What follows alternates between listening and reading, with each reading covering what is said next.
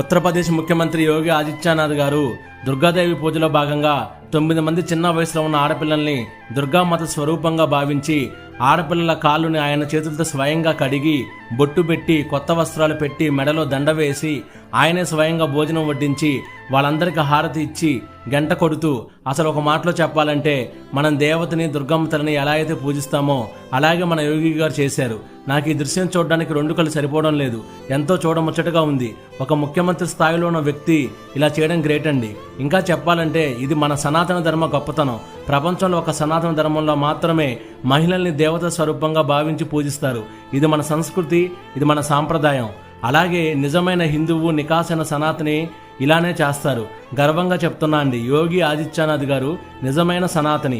దేశానికి సేవ చేయాలని, దేశం కోసం, ధర్మం కోసం అతి చిన్న వయసులోనే సన్యాసం తీసుకొని దేశం కోసం మాత్రమే జీవిస్తున్న గొప్ప వ్యక్తి మన